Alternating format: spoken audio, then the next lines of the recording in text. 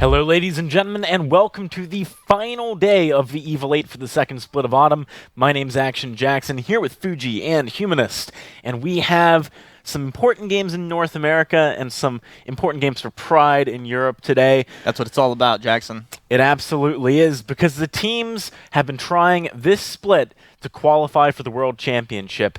In Europe, Gangstar Cerberus has already locked in that spot. In North America later today, we're going to be seeing who can do that between Gangstar Sirius and Kinetic. Worlds is going to be absolutely awesome, guys. Between the 2nd and the 4th of December at the Chinese Theater in Hollywood, California, we're going to be having our first Vainglory World Championship. It's going to be very exciting stuff. Also, at the end of today, we are going to be revealing the groups for the World Championship with special guest Playoff Beard. Nice. Make sure you don't miss that after the North American side of the broadcast. Also, we're going to have an All-Stars week coming up not that long from now, between November 19th and November 20th, Saturday and Sunday, just like a normal Evil 8 weekend. The times will be a little bit different, but they're not entirely locked in yet. So make sure you stay tuned on social media and all that kind of thing to hear about when that's happening. All-Stars is always a fun event for everyone involved. I'm just waiting for them to get us in there. Man, put us in the mix. We should definitely be in At the least mix. get to like captain the team or something. Yeah, coach. Draft it up. Yeah, an in-game coach. Yeah. It's calling all the plays while they're just playing. Load us in as spectators. That sounds good. That would actually be pretty fun. I'd be down for that. All right, so now let's have a look at the points and the brackets to talk about today's games and this weekend's games and the split as a whole. First up, the points. You can see in Europe, Gangstar Cerberus is now untouchable in first position. Team Secret and Mousesports both have been knocked out of this weekend's tournament. They cannot eclipse Cerberus's points. And of course, G2 is the only team, G2 and SK, sorry, and Snow Tsunami are also playing today, but they're all too far behind Cerberus to take first. However, Cerberus has locked in that world spot for Europe. Now, looking at the brackets, we can see the games we have coming up for today for Europe. First up, we're going to have Snow Tsunami and G2 Esports battling it out, then Gangstar Cerberus and SK Gaming. You excited for these games? Gonna be some tasty treats here, and we'll see. Honestly, I'd love to see SK just put Gangstars in the dirt today. SK looked really good yesterday. Gangstars, they dirt nap. They're going to Worlds. You know, everyone is riding that high of success, and it'd be nice to see SK come in and be like, "Yo, like you're going to Worlds. That doesn't mean you're all that." Yeah, they did show up pretty strong yesterday, which is kind of nice. And G2 actually showing some favor back towards their original pressure and aggression they had in the first split, showing up a little strength. Maybe a little too late this go around, but nice to see some life spark back into these guys. Absolutely, and the same thing with Snow Tsunami as far as I'm concerned. They've been underperforming for a while, so seeing them do well this week has been very entertaining. I'd like to see if they can continue that moving forwards. But let's actually not forget that you guys can do a vote in the Twitch chat if you want to support one of these two teams. Our first matchup is going to be G2 up against Snow Tsunami. So if you want to do the vote, !vote, followed by either G2 or Tsunami. Those are the codes for you guys to use in the Twitch chat.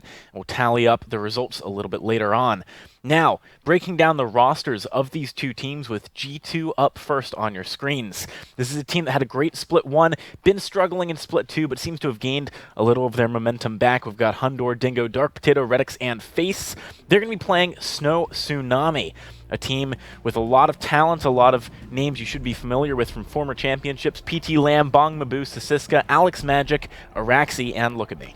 You know, Bong Mabu's actually impressed me quite a lot this split, especially with the mechanical plays coming from the sky specifically, and even into matchups like Taka. It's pretty nice.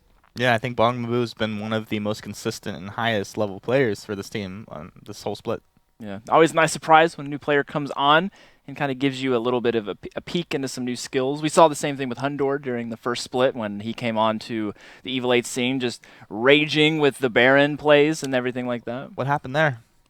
I don't know. Bring the Baron back. We missed the jump jets. Yeah, we do miss those jump jets. We even, it was weird, like, just because we brought up the Baron real quick, we saw, like, Weapon Barons not overdriving jump jets and just picking up a reflex, and I thought that was kind of weird. That's what happens when you don't play him enough, I guess. Yes.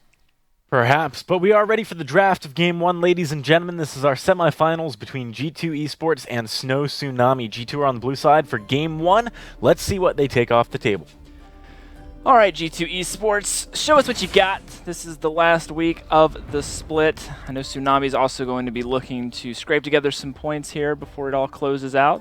Redix is going to be playing a core role, looks like here. Maybe Redix in the lane, Dingo's in here. This is the old school G2 lineup.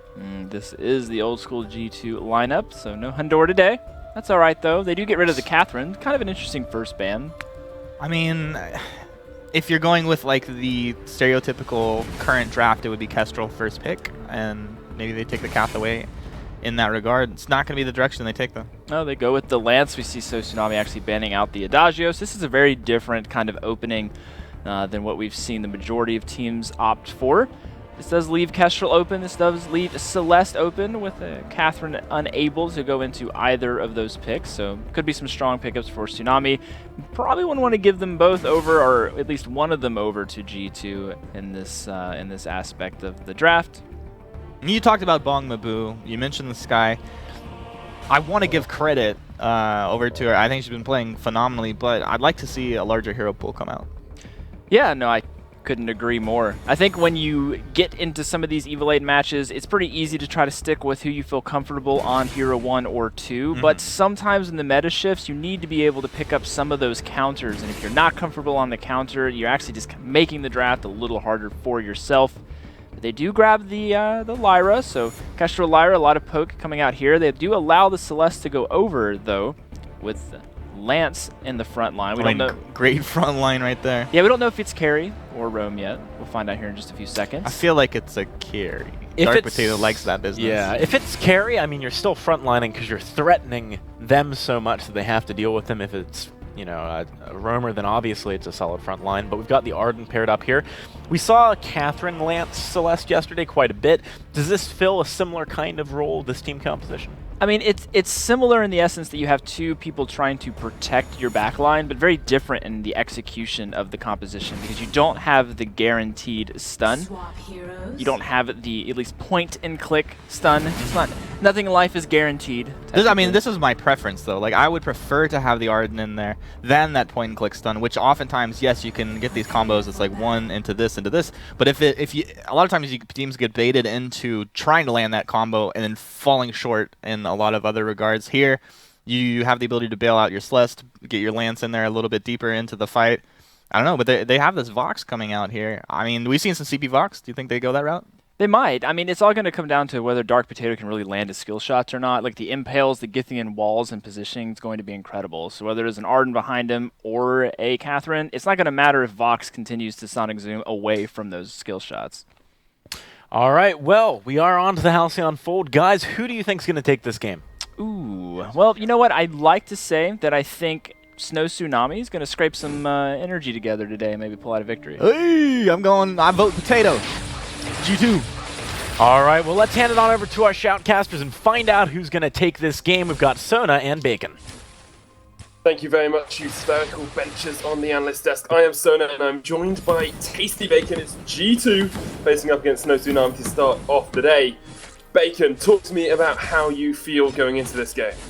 Well, I'm more just excited to watch these two kind of play with mostly just kind of uninhibited. You know, there's not really much left on the line as far as world seedings go. It's all just about the placements and pride and prize money. That's really it. So they can kind of just let loose and just really go all out and try and make plays happen. I think we're going to see some really, really incredible plays today. I think a lot of teams are going to do just that and just sort of like take risks that they maybe wouldn't otherwise take. And so it should be exciting. It definitely will be, and I think everyone out there thinks it's going to be exciting as well. Just getting the results of the vote in from the fans as well. It's 68% to G2, over 32% for Snow Tsunami. That does add up to 100. I did the maths in my head there for a second. The only important votes, I feel, are you and I, Tasty Bacon. Who do you think is going to win out this game? If I just look purely at the compositions, I do have to say that if it was a weapon power Arden, I would maybe sway the other way, but I feel like compositionally, Snow Tsunami just has the better comp. I would See, I'd agree with you, but then we'd both be wrong. I'm going G2 all the way. My man, Humanist, man. Dark Potato, Redix, Dingo, the three Musketeers back together once again. And I can't look past them. I can't look past them in this game. Well, we'll see. I just wanted to make the weapon power Arden quip. That was really it. Either way, with this composition, it looks like there's going to be a Crystal Vox coming out for PT Lamb, with Bong Mabu actually playing the weapon power Kestrel in the jungle, which is a bit of a shake-up. Normally, we do see PT Lamb in the jungle with Bong Mabu playing one of the Crystal Power carry in the lane. But we, of course, have seen PT Lamb as the laner for this team in previous seasons. Yeah, he was when Look At Me was still playing for them a lot of the time. So he played a Sky. Now that Bongma plays Sky incredibly well, decided to switch up the roles slightly. Redix got caught out, and Tsunami went aggressive in the jungle. Dingo actually might fall here. Glimmer's not quite going to connect on Bongma, but G2 on the back foot. As Tsunami push into their jungle and push up as well. Dark Potato almost gets taken out. He will fall to Bongma, who's now looking for the flank onto Dingo as well. Trying to get those Glimmers down, but not quite going to be able to take the Arden out of the action. Yeah, the Glimmer shots from Kestrel are just such a powerful tool when trying to siege up a turret, especially when you make that rotation around. Lots of resonance bounces going onto Dingo. Has to be wary. I think a lot of players have gotten used to playing against weapon power Voxes, that they can get caught off guard a little bit with these crystal bounces, because they really do start hurting. Even though it's very early on, it's just once you have even just a little bit of crystal, those bounces are doing more than you would normally expect them to. Oh, they do so much work, and especially when you've got someone like a core Lance who needs to get quite up close and personal, getting the bounces off onto him can do an enormous amount of damage and just pressure that Lance back time and time again. It's an early lead here for Snow Tsunami, about 1,000 gold ahead for them. And is there a point at which Snow Tsunami just run away with this game? We're seeing a lot of Kestrel bans these days. Does she just hit a power point where she can't be stopped? I don't think there's a point where she can't be stopped, just in terms of time in the game. I think it's all based on how well she does in the early game, that she kind of just snowballs up to a point where she can't be stopped. But it's all about how the Kestrel performed earlier on. Right now, one shot, one kill does come out, and it pops onto Dingo, forcing them back underneath this turret after having already taken a lot of harassment from PT Lamb. They're just shoving in this lane. What a shot. Yeah, Ritz gets sniped out towards the back of that fight, and the turret's almost fallen as Bongma just needs a couple of autos on it. First turret goes down less than 5 minutes in. It's an incredibly quick Tsunami. Yeah, very, very well done by Tsunami to start things off here. 5 minutes in. It wasn't quite the minute and 15-second kill that we saw in just about every game yesterday that we were casting, but definitely still some early aggression coming out from Snow Tsunami, even going so far as to pick up some minion candies here now that they have this lead. Yeah, this is something we've seen a lot from teams actually over here in EU. You know, people picking up that minion candy even at level 1 just to try and push the wave and force the enemy team out of it. We saw teams doing it against Team Secret yesterday, and looks like Snow Tsunami is looking to take as many strikes as quickly as they can. They know they have a bit of an advantage before that Celeste starts rolling. If you can get her pinned back before she gets towards those 2 items, she really doesn't have the wave clear that she'd like, nor the energy regeneration she needs to be able to spam out those Helios. Yeah, and really the being able to spam out those Helios is so important. It's going to be another kill going over to Snow Tsunami. Redix is going to be just like really waiting for this level 8 to have that extra range so that they can just stay further back. Dark Potato going to try and set up an ambush, but immediately has to roll away.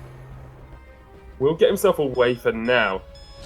E2 just working out how they get back into this game. Dark Potato is very slowly building up towards what will probably be a Sorrow Blade first. I feel that the options are Sorrow Blade or Tension Bow, and I feel at this, he is going to go Tension Bow, but against the reason I wouldn't go for a Tension Bow build here is you're already behind, and Tension Bow is very much a mid-spike item. You're never going to be able to spike at the right point. You're never going to have enough damage to actually use that Tension Bow efficiently. Redix almost gets caught out, doesn't quite fall to the one kill, just about survives, and will be able to get back to base.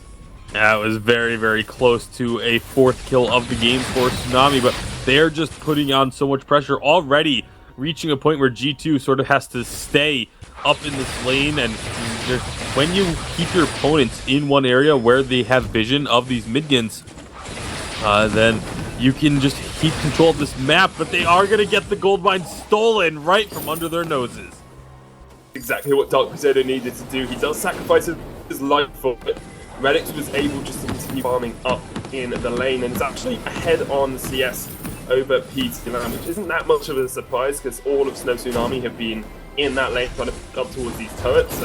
You can actually see Bong Mabu being miles ahead of Dark Crusader 20 CS, and all of it has come from just taking away lane minions. And not only taking away lane minions, but being able to take away the jungle as well.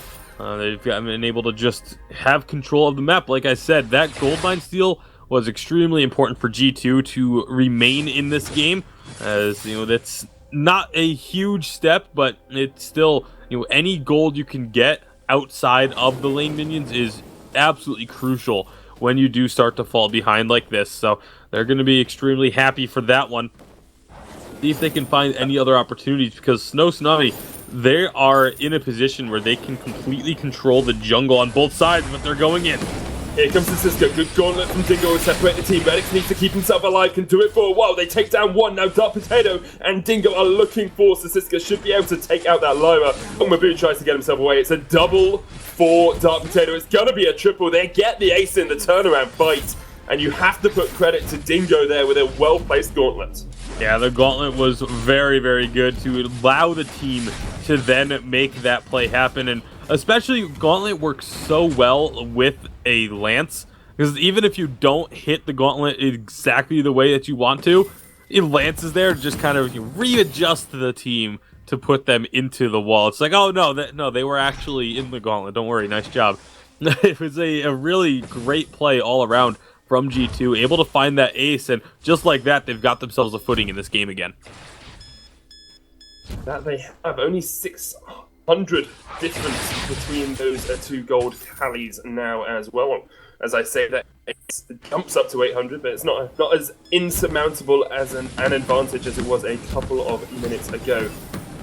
G2 need to be cautious, because Cisco with the engage there did show how well they can play, and if they had been able to kill Redix before he got his Solar Storm off, the fight would have been totally different. But G2 were able just to keep him alive ever so slightly longer. Redix has gone Shatterglass first here. Now, just looking at that previous engage, I perhaps would have preferred an Eve of Harvest to try and get a little bit more sustained down. Dark Potato will spot out to Cisco. G2 need to work out how they want to get out of this fight. The wait for it comes down. There's the core collapse as well. Here comes the Cisco. Dark Potato was off towards the side. Solar Storm used back onto PT Lamb. No Tsunami.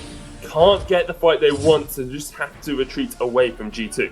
Yeah, Snow Tsunami really trying to force a fight to happen there, but unfortunately for them, most of the abilities just didn't connect. Wait for it went out, didn't hit anyone. The portals went through, and then the Bright Bulwark, and no one really got caught in that either. So, good job by G2 to avoid all of that, as they were getting rotated around on. It was a nice movement from Snow Tsunami, but just seemed to pull the trigger a little bit too early and weren't able to find the fight that they wanted. So, they're going to just retreat for now and try and just continue farming up, as they are still in a very good position as far as the itemizations go. I do want to take a little bit of time to take a look at those items. You can see the 2-item power spike for both of these laners, having the Broken Myth on both of them, Shattered Glass actually for Redix, as opposed to the Alternating Current on PT Lamb. A little bit surprised that it's not the Eve of Harvest with a Broken Myth for Redix, but obviously just wanted that extra burst damage, and the survivability wasn't really going to help when it was that all-in damage that they were taking. So I actually do kind of like the decision to go Shatterglass here. Going for as much damage as possible in the early game. Dark Potato has the Tension Bow into Sorrow Blade. Got those 3 kills in the last fight. Of course, the only 3 kills that G2 have in this game, and if he can keep himself alive, there's a lot of squishy targets here on Snow Tsunami, so that Tension Bow can do work. He's going to look to see if he can get a bit of a flank off here. Really, G2 are waiting for the engage from Snow Tsunami. They've got great disengage potential, and with the gauntlet they can re-engage off a fight very well. But if Snow Tsunami are engaging, they need to work out how they want to approach these battles through the jungle. Well, right now, they're going to be finding themselves in a situation where they could have that battle. Nice job retreating. That's the word I was looking for. Wait for it, comes out, does get one silence. Onto Redix, and he just gets melted away. Yeah, wait for it, really well placed to catch onto Redix, and G2 just can't do anything there. Because he was silenced, they knew they could go for the all-in. Dark Potato almost takes out PT Lamb. He will get him with a Githian wall. Ace that Githian steal, PT Lamb. Now, Bongmabu will get the turret, so Snow Tsunami answers a complete loss throughout that fight, but G2 able to hold on to that slight gold disadvantage. And I actually like the movement from G2 there. They recognized that they were walking into that position, that choke point, and actually started to retreat away from it very quickly. I was gonna make a comment about the potential for a wait for it to come through there, and then it got thrown. It did only hit one member of G2, but if you're gonna silence one member, Redix is absolutely the right target to hit. Almost definitely, and they do get the gold mine off it as well, so G2 happy enough in this position. They're only 1,000 gold behind now. It's not the worst disadvantage we've ever seen in a game of Vainglory, and they are starting to hit these spikes. So Redix now got his Eve as well. He's forgone any, he hasn't got a reflex block, he hasn't got any armor, he's just got that light shield. Forgone any real defensive statistics to get those 3 crystal power items as quickly as possible. Yeah, well, the idea here is that you're going to have Dingo and Dark Potato acting as a bit of a front line. Even though Dark Potato doesn't really have too much defense built either, it's enough having those 2 melees with Redix as that long-range cannon doing the damage. Like that, he's been able to stay mostly safe other than that last engage where he was the one who got jumped on. But aside from that, they have been doing a pretty good job of protecting Redix. Does have the most deaths on the team, but it's still only 3 at 14 minutes. It's not too bad. See how they rotate on up. Dark Potato going to be taking a lot here, though. He is. We'll have to back away. So this has gone in. There's the gauntlet. Bongmabu caught inside it. PT Lamb's going to come in as well. Dark Potato's just dead. Redix and Dingo still alive, though. It's a 1-for-1 trade thus far. So Cisco and Bongmabu now on the retreat. They want to get away from Redix as quickly as they can. And that's shows G2's game plan, really. Keep Redix alive, let him do damage from outside. If Dark Potato falls, that's not the end of the world for them. They can always just have Dingo as a protect the carry role. G2, once again, equalizing in these fights. Yeah, they tried to jump onto... Oh, so Siska just kind of walked into them. Yeah, but Dingo walked straight back into Bongmabu as well. The core clap's not going to catch him. Ace in the one-shot, one kill. Dingo will get taken out by that final auto attack coming out from Siska. And Snow Tsunami able to pick up a counter kill very quickly there. G2 got a little bit caught off guard. And I was gonna say, like, I actually really like what Snow Tsunami is doing to engage these fights. Even that last fight when they didn't catch Redix, well, they're not gonna catch him there either.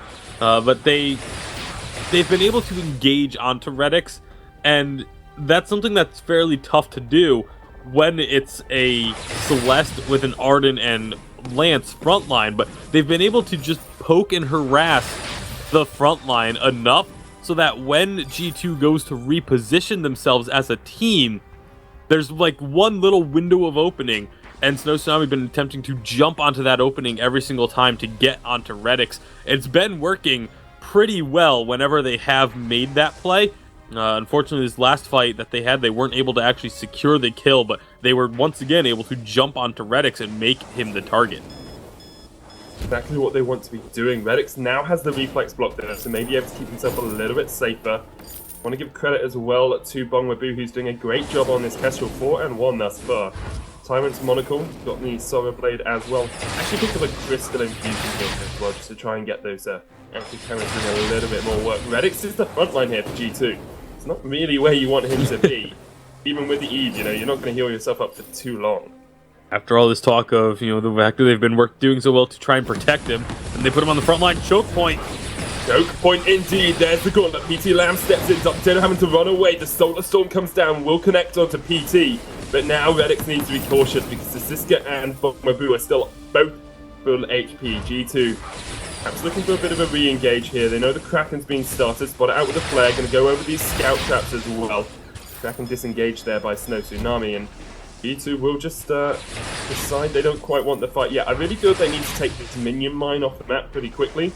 but Snow Tsunami keep just pushing in, ebbing and flowing through this jungle to try and work out if the tide is going to turn in their favor. Last gauntlet it may not have looked like the best because it didn't get any stuns and no one was trapped inside or anything, but it actually was very, very good and was the gauntlet that they needed at the time. Snow were looking to engage. The gauntlet actually locked all three of them out of the fight and allowed G2 to completely retreat without taking a team fight. And if they had tried to go for the team fight there, they would have been at a big disadvantage to start it off. Wait for it, gets a silence onto Redix. That's so big. Redix going to get melted away here. Does manage to get out of vision. Here comes the Impale from the side. Crucible will block it out, but Bongmaboo's just dead. Dark Potato with a Githia wall into the turret as well. They might look for the chase here. Dark Potato wants it. Redix just wants them. CS off towards the backside. Dingo and Redix will take out PT Lamb off towards the side. So Siska is stuck between a rock and a hard place, and the hard place tastes of Githia. Dark Potato takes it down. It's an ace for G2. Yeah, just a very unfortunate engagement there. The Bongmaboo took the entirety of that Solar Storm, and from there it was just a simple combat roll and a poke from the Lance to finish off that first kill. And that was really the turning point in that fight. If Bongmaboo doesn't get hit by that Solar Storm full force, like if it gets blocked a little bit by his teammates or anything like that, then we probably don't have that fight end up as an ace going the way of G2. But fortunately for Snow Tsunami, that is what happened. Kraken is going to get taken now, and they have themselves an opportunity to push in and get a lot of work done on these turrets.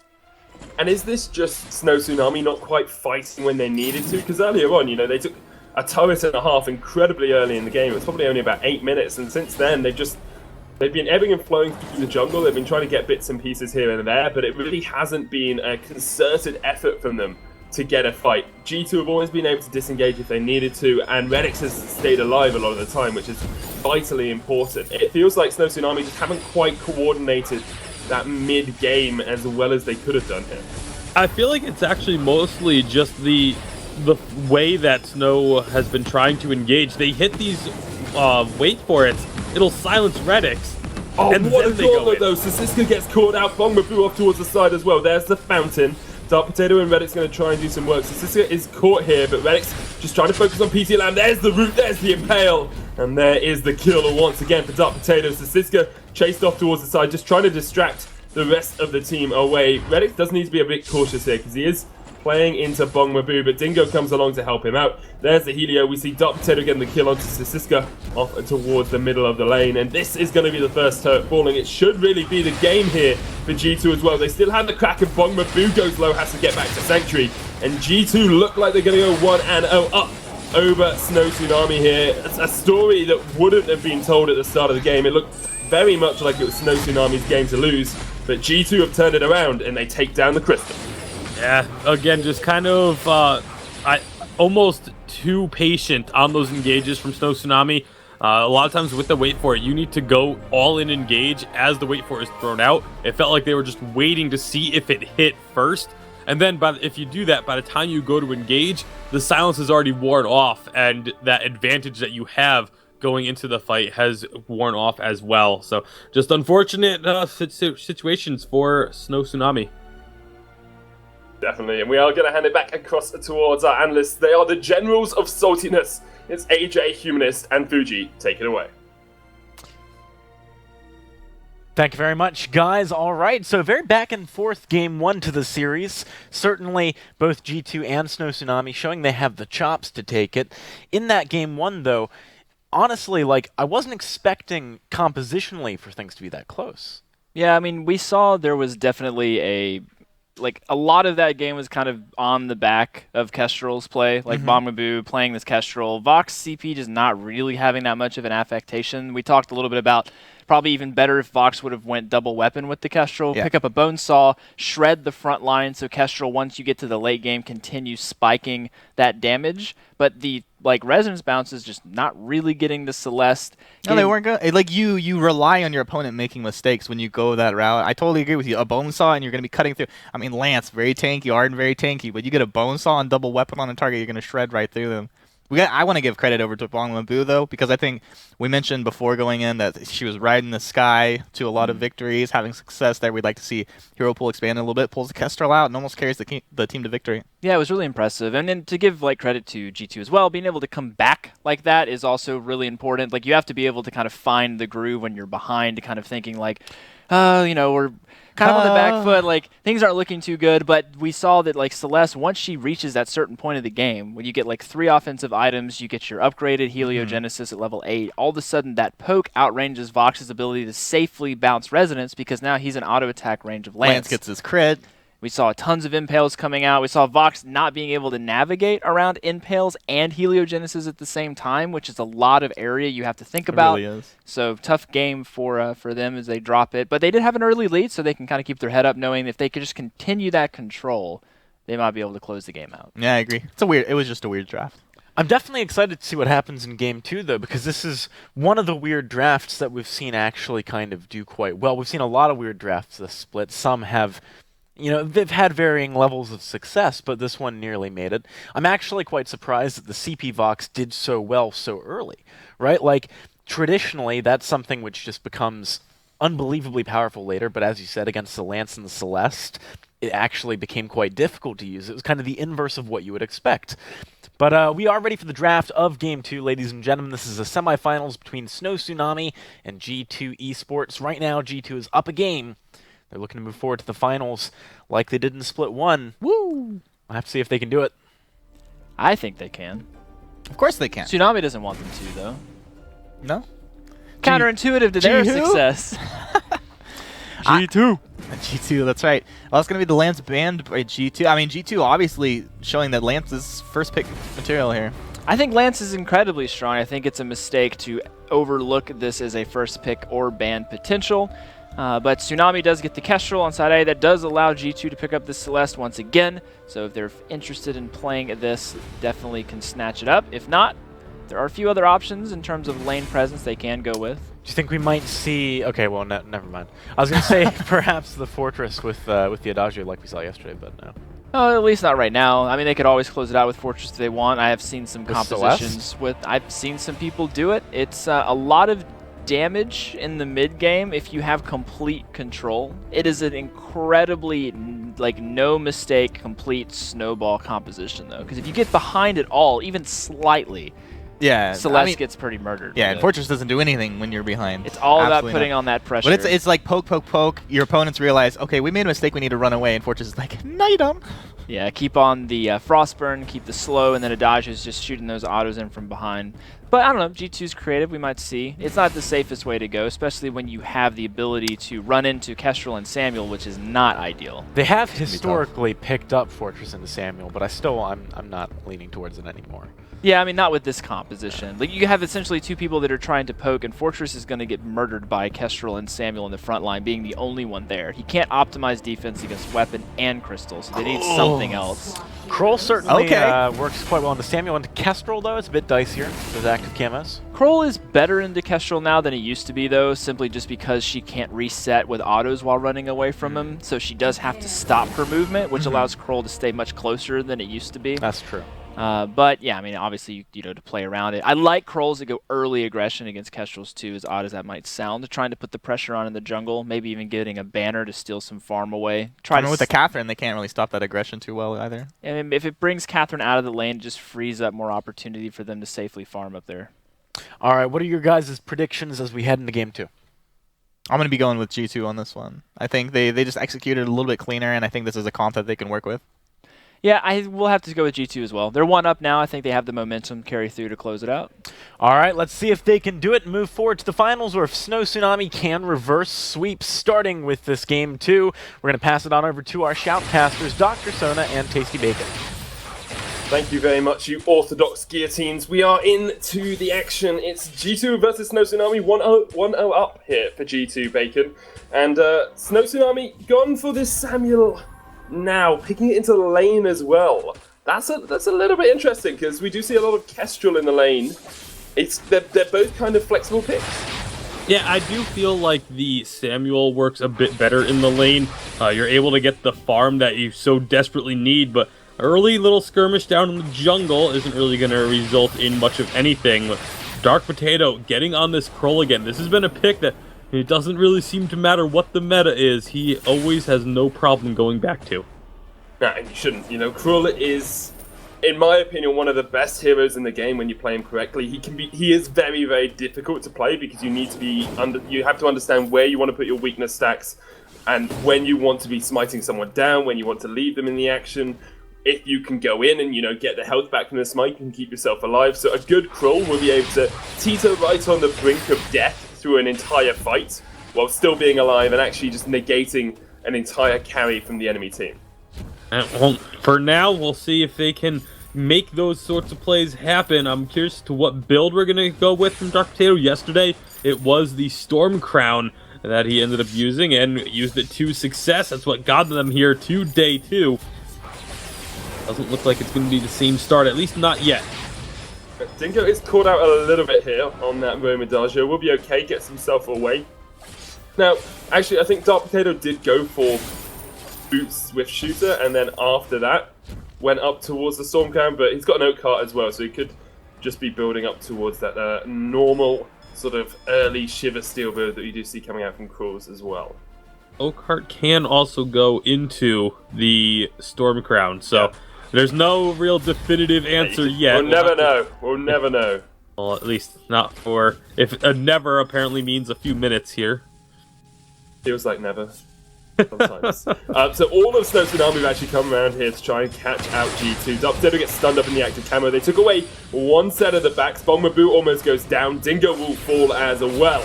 And actually, I think Redix wasted a bit of time here. Will come across and pick up a kill, so not as much of a waste as it could have been. Actually equalizes the gold because of those back camps being stolen away. But if he hadn't got that kill, he would have wasted time coming down there because he could have just pushed up the lane and tried to get some damage onto Sisiska's turret. It was pretty great watching Redix come down, pick up a kill, and immediately use the boots to run away. Just like a small child that knows that they're about to get in trouble. They just do something, then just run away like I just want to notice as well, actually, PT Lamb has now switched over to the roam role, playing this Catherine, and Sisiska is playing lane. So these teams mixing it up a little bit as we get into sort of the games that matter more for pride and for prize money than for those Worlds qualification slots. And well, PT Lamb is going to be finding a lot of punishment here from Dark Potato, but immediately, once Bongbu gets there with this Kestrel, they do decide to back off. There is the Stormguard banner on Dark Potato, so it is going to be a Storm Crown first build for him. Looking for Bongmabu here. The Core Collapse will connect and Bongmabu will fall. No escape for him at all. Reddick steps a little bit too far forward, though. We'll get healed up with that Gift of Fire. They might try and turn the pain onto PT Lamb, but on a Catherine, he should be pretty safe to get underneath his turret. And Redix, again, showing kind of some of this power of the Celeste. Able to find the second kill of the game for G2. They're going to be chasing down PT Lamb a little bit, but Redix recognizing that that's going to be just a long time chasing this down and not really gaining anything. They do decide to duck back up to the lane and let Dingo just worry about this one. Both of the roamers going at it. PT Lamb, of course, starting at a deficit, though, means that he is going to fall. Dark Potato looking for a chase onto Bongmabu here as well. Will force him out of the jungle. Won't be able to kill him with that Spectral Smite. Very close, though. And Sisiska comes in from the side as well with the Drifting Dark. Dark Potato just says, hello! You come back towards me. Bongmabu falls. And pretty easy kill for him at the end there. He's not going to be able to get away from Sisiska, I don't think. Although Sisiska actually looks like he's given up on it, and Dark Potato will just run his way away. I'm not sure. I think Sisiska thought that maybe Dark Potato had made the move towards the turrets to try and recall up there, because I mean he had him dead to rights and just sort of gave up on the kill. Now PT Lamb and Dark Potato are going to both be at this tree end battle of the Storm Guards. And Dark Potato wins it out, will take it for himself. Sisiska comes down as well, very low on energy, but does have that Corrupted Genius and helps his team pick up a kill. It's lots of early action, a kill a minute here between Snow, Tsunami, and G2. Redix decides he wants to just go and farm some backs, but he's going to take away Snow Tsunamis rather than his own. Yeah, well, when you do recognize that your opponent are moving into your jungle, it's actually a very smart call to send a laner rotating down into the enemy's backs, clear out those camps. Does make sure that you deny that gold away from your opponents, and because of the way that this rotation ended up happening, members of Snow Tsunami didn't even actually go into the jungle for the camps on the side of G2, so they just fully lose out on a full rotation of backs. And small plays like that can end up making a big difference in terms of the overall power of the game at any given moment. Obviously, later on in the game, it doesn't make as much of an impact, but right now, when just a little bit of gold can be the difference between winning a fight and then snowballing it even further from there, that's a pretty big move. So nice rotation from G2. Top Potato will spot out PT Lamb, can start to put some damage down. Dingo and Redix are joining the fray. There's the Solar Storm onto Siska. Oblivion comes out, but Gauntlet already picked up for Dingo. It's very early. Gauntlet will help them survive. PT Lamb is the target of these Helios. Redix going to wait out that Storm Guard if he can. Try and get the damage down. Not quite going to be able to connect, but the autos coming out from Dingo and from Redix are enough. G2 with their 4th kill of the game. One shot, one kill, not going to hit. Dark Potato comes in once again. Will just be able to tank up this turret as he takes down Siska as well. G2 in a very good spot thus far. Yeah, absolutely. They're going to be able to find another kill, find the first turret of the game here. Dingo very nearly going down to those glimmer shots, but Bongaboo not quite able to finish that one off. But they've grown this gold lead now up to about 2,000 gold or so. See if they can continue to hold it there. The Storm Crown Krull making waves yet again. Huge waves. Dark Potato is a hero he is known for. Someone he's very confident on as well. And that's what I was saying at the start of the game. He's incredibly confident as to how he wants to play this, and even with the build and the iterations changing slightly, he knows exactly what he wants to do at which point in the game. So earlier on, focusing Bongaboo a lot, getting into that jungle. Now we saw him diving into Siska underneath the turret, and I wouldn't be surprised if he starts to change up his focus. So he'll probably keep focusing Bongaboo until Siska gets to around 2.5 to 3 items, and then his focus will be onto Siska instead. Oh yeah, absolutely. It's there's a good chance of that happening. There is also a small chance that he just continues to stay on Bongaboo, as the Samuel is going to be difficult to take down. Solar Storm! Oh my goodness, that just deleted Bongaboo. Absolutely melted him off the face of the fold. PT Lamb, the next target here for G2, but not going to go too far with the chase. Dark Potato using that from Hellsart really well as well. Might turn his attention over to the gold mine, wants to get that one, wants to get his team snowballing, but we've seen a snowball like this before in the last game, and it didn't actually work out too well for the team getting ahead. Oh, they are going to be picking up that immense gold payout, and 300 gold each definitely helps to continue cultivating this lead and growing further and further ahead. Bongaboo going to be trying to see about getting in on that tree, but it's already gone before they can even rotate around. There's going to be finally a Fountain of Renewal picked up for Dingo, as he did go for the Crucible first. It was actually something that I didn't have a chance to talk about, was delaying this Fountain of Renewal pickup to go for that Crucible, really wanting to prioritize against the Blast Tremor that's going to be coming out from PT Lamb. And it worked out that you got through the point where there was no Fountain of Renewal without really having too much of a need for it. So props to Redix and Dingo and Dark Potato for recognizing the situation and being able to build and play around it. It worked out incredibly well for them with the Oblivion as well. We saw an early Oblivion was 3-man Crucible and just stopped from actually being able to have any impact. Redix going to get jumped on here by PT Lamb. Look at the damage onto Siska and Bongaboo. There's the burst as well. PT Lamb is just dead. No way that Catherine survives. Dingo will get stunned up with the active camo. There's no Tsunami fighting for their lives in this game.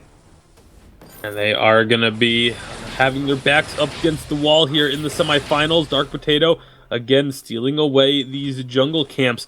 That's been a problem for Snow Tsunami all game, is having these camps just stolen away. Redix with the Shatter Glass and Broken Myth is going to have a solid power spike here, just trying to get some damage onto the turret, but knows when to retreat. Or onto Bongaboo if he can land those Helios as well. Not going to connect with the Supernova, it's very low on energy, so we'll probably have to back away soon. Dark Potato was coming up to look see if he could get a flank off, but not going to be there in time. Will now just come around and protect this turret. Still at almost full HP. Not actually spotted out by any flares here, but Snow Tsunami sensed something in the water, and that is the Surfing Krull. Troll just going to be riding the wave on out to safety, and there's going to be a Storm Crown now completed for PT Lamb.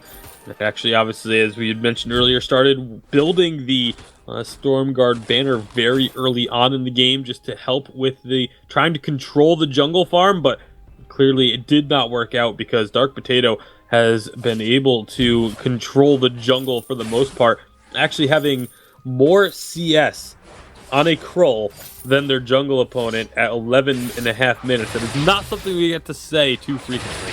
No, and just finished up a metal jacket as well, so he's basically nigh unkillable from that Kestrel. Bongbaboo's going to have to do a lot of work to get through the amount of armor that G2 has started to stack up on that Krull. No armor on the rest of the team at the moment. Dingo deciding he doesn't need it, as is Redix, who's gone down that aggressive route once again, and it actually looks like he might be building up towards an Eve of Harvest as his final item here. Yeah, very well could be. I wouldn't be surprised at all if that is what it ends up being. Meanwhile, you look over on the side of Snow Tsunami, and just this gold deficit is very apparent in terms of the items. Bongbaboo still sitting on just a single tier 3 item 12 minutes into the game. That is a pretty far behind for where you want to be. Typically you see second tier 3s coming out at 10 to 11 minutes, but right now they are going to be finding an engagement onto PT Lamb, at least a little bit for now. It doesn't look like they're fully committing to a fight. I feel PT Lamb really needs an Atlas as well, you know. If that Krull's going to get on top of you, having an Atlas for your team is incredibly important. The problem is, like, Catherine doesn't always build like a conventional support, or just going for that Storm Crown, and sometimes you see aftershocks as well. So actually Solar Storm comes out here, so Cisco almost goes down. There's the from Hell's hard onto PT Lamb, and he's just dead. No escape for him. Does get the fountain out before he goes down, so will heal up Cisco a little bit, but turret very low as well. Redix gets taken out. The one-shot, one-kill not even needed as Cisco takes him down. And now Dark Potato and Dingo need to be a little bit cautious because Bongbaboo's looking for the chase. But he doesn't want it just quite yet, and will back away and go for that minion wave instead. Bongbaboo didn't really have any energy left. That was why I didn't go for the chase. G2, we're at very high risk of getting too greedy. That was why Redix went down. They were sticking around underneath that turret without minions, just trying to burn through the barrier that was on the turret, and they weren't able to do so successfully. Redix ended up taking a lot of damage as a result, and so that one shot, one kill, when it came out, was enough to take him down. So not gonna really be enough to turn the game on its head, but it is still something that G2 are gonna have to be wary of as they try and close this one out. Well, we've seen games turn off a larger gold lead before. It's only about 4,300 at the moment for G2. They will be looking towards this gold mine pretty soon as well, within the next minute or so, of course, because Kraken does hit the fold in about 50 seconds. Snow Tsunami might be aware of this, and they have the choice of either going and fighting around the gold mine or trying to push up the turret as G2 go for that gold mine themselves. Gold mine is going to be taken off the fold here momentarily. Just about 40 seconds until Kraken spawns. We've got to fight. That we have. Here comes the damage onto PT Land. Great blast tremor though. Here is the Solar Storm. Look at the Redix damage. Dark Potato going forward as well. The burst doesn't quite connect, but the Helios definitely do. So Cisco tries to escape, has to block out the core collapse, and now Redix still looking for the chase. Almost takes him out with the Helio. It's not quite enough. The Cisco will escape, but 15 seconds left before the Kraken comes up. Bongbaboo and PC Land will be back alive for it. And they are going to just be able to try and take down this gold miner before Kraken spawns. They do get it. It's an extra 200 gold each, and then Kraken spawning immediately after. I'm just going to send Redix up to the lane to get these minions shoving in, and then I wouldn't be too surprised if they just immediately started off, but looks like they're maybe trying to wait and see if Snow Tsunami are going to come try and contest immediately. When they don't, though, now they're going to actually back off. It's kind of surprising to me, especially you have a Storm Crown like that. You're going to be able to burn through that Kraken very quickly, but they're just not comfortable starting it off if they don't find a kill first. Makes sense. Dark Potato stunned up with the Merciless Pursuit. Does have that from Hell's Heart if he wants to use it. Looking for the right position. Looking for the angles. He's doing the trigonometry in his head right now. You can sense it. Looking to see which triangle is the right spot for him to throw out that boomerang. But not going to be able to find the spot yet. He can't pick it. So G2 will just start to up the Kraken once again. Yeah, they didn't find a kill, but they did force a recall. And now they're having Dingo hang out by the lane. This is just a distraction tactic, essentially, to make them think, oh, they're not doing Kraken, when meanwhile, Dark Potato is just soloing this one out. Again, Kroll can solo Kraken. Normally, you throw a Storm Crown on him and it goes down very quickly. And that is going to be Kraken now unleashed for G2. Let's see what they can make happen with it. They do still have 4 turrets to push through, so this isn't necessarily game over. But with a lead already on their side and now Kraken coming down, it's going to be very difficult. And of course, this turret is already getting blown up. It was on its last leg, so really just 3 turrets for Kraken at this point. Big lead here for G2. They're looking to close this one out. It will be 2-0 to them if they take it, and they will face the winners of SK and Gangstar Cerberus later on. PC Lamb's going to jump in. There's the blast tremor. So Siska takes some damage up towards the side. The burst comes out as well. Solar Storm only hits the Siska. PC Lamb's still alive, but not for long, as Dark Potato smites him away. The Kraken on that turret will make it fall. 11 kills to 4, and Snow Tsunami on their last legs. Their last hope for them to remain in this best of 3, to remain in this split of the Evil 8. It's on a knife edge, and so Siska trying to walk that tightrope. Has to just back away with the Drifting Dark. They do take down Dingo, but Dark Potato is still on the turret, so Siska trying to heal himself up before they come back in for the final fray. G2 should have this one closed out. They look like they're going to take it G2 and 0 over Snow Tsunami. As the crystal falls, G2 will go to the finals. Yeah, and in that last skirmish, I mean, they were trying to fight, but the entire time Dark Potato was like, yeah, you guys can have fun fighting over there. I'm just going to sit here with my Storm Crown and my Kraken, working on these turrets and taking down your crystal. G2 just able to get enough of a lead and just really never gave Snow Tsunami much of a chance here in game number 2. No chance at all for them to get back into it. G2 were just dominant from the get-go in that second game. We will be, I think, taking a very short break before we get to the finals. But before we do that, to the second semi-finals, but before we do that, we will be handing over to our analysts. They're the smutty cougars of the Vainglory scene. It's AJ, Humanist, and Fuji. When do you go too far, Sona? When's enough? He could never go too far for my liking. I love those handovers, Sona. Never stop. You're perfect. Sona's right. the sultry Sal. Let's break down the game that we just saw. I really like this look for G2. What we heard actually behind the scenes is that Hundor is on a plane right now, which is why Dingo is back on the lineup and they're playing with their older, format for the team. Mm-hmm. But you can see the synergy that these guys have together. I mean, they played together for a long time. There was synergy. These guys were playing. There was a deliberate strategy here. There was a deliberate plan, something we don't see all of the time. We saw Dingo, who was on this Roam Adagio, which I don't totally agree with the Roam Adagio all the time. But they had this idea for how they wanted to play this out with the Kroll. And you saw early on Dark Potato, he started to do some soft invades there. If things are bad, you do have a Dodgeo to heal you, kind of keep that sustaining pressure on. He doesn't go for Fountain first item. He gets the Crucible. There's a couple big ults that they want to block, and that allows Kroll to just go ahead and skip that reflex block, get into finish his Storm Crown, get his tier 2 boots up. It worked out pretty well for them. Yeah, I mean, he started off with a Crystal Bit as well, which is a little bit more healing early game from your from just being able to stack the Crucible right after a little bit of the Crystal Bit allows for a lot of single target heal for Kroll to be able to stick in the fight. Exactly, yeah. You have to be careful, though. Obviously, you don't want to pick a big team fight where you think the Fountain on the enemy team will actually turn it if you're not able to pick off a certain person or peel away. But Kroll's usually really good at staying alive. It's what he excels at. And it's just like enhancing his ability to get in there, tank things up on the front line. Yeah, I mean, it's definitely nice to see a specific kind of unique strategy come out of them to be able to make that work. I like it.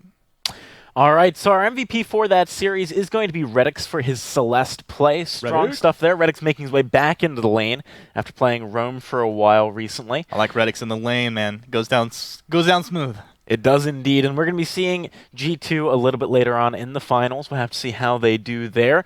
Don't forget, guys, we're doing some giveaways today. Hashtag Evil8 in the Twitch chat for your chance to win some ice. When we're back, we have our second semifinals. It's going to be between Gangsta